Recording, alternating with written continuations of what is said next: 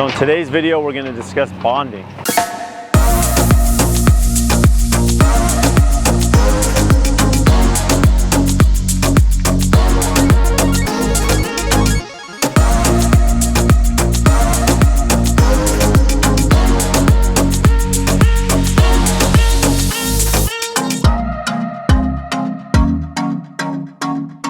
You have a bid bond, performance bond, and a payment bond. And in commercial construction, it's very common.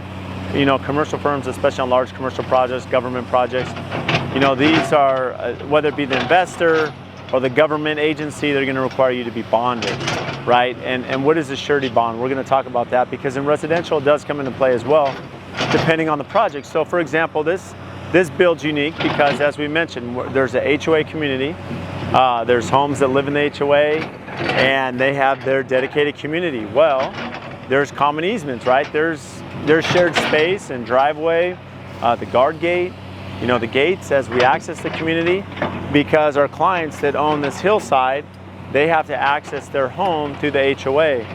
So you're essentially going through in someone else's neighborhood or someone else's rights to get up to your property. How that comes into play for us is the HOA requires us as the builder to put up a performance bond. And really what that entails is they want a bond to say, we need to make sure that, you know, none of our curbs are damaged, our street isn't damaged. You know, as we're bringing in concrete trucks and excavators and equipment, you know, that we're not damaging the property. So they require us to put up a bond, you know, a $250,000 bond, which essentially is an insurance policy for them, right? So that if there is an issue with anything we damage, whether it be a house or a car or the street as we're accessing the community, that performance bond can now step in, cover the cost if we can't financially. So it's just a protection for the HOA and the homeowners. Now you'll see this in construction as well on a very complicated build or strict timelines or schedule or bid bonds, you know, so a company will have to put up a bond. And what that is the GC, which is myself, that would have to put up the bond.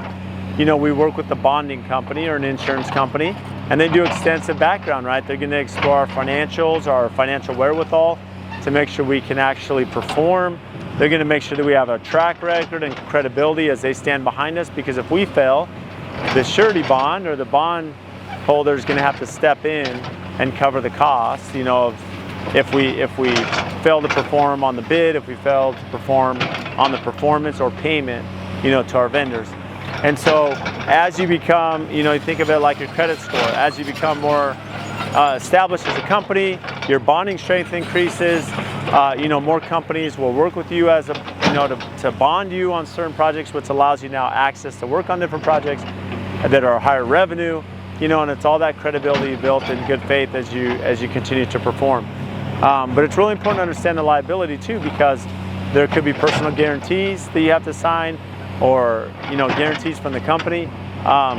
So then that way, if something does arise, if there's an issue, that you do have the financial wherewithal or the ability to stand behind that bond and perform for the client. So again, understand bonding, understand what your costs are, you know, to be bonded on certain values and what your capacity is that will allow you different projects as a contractor.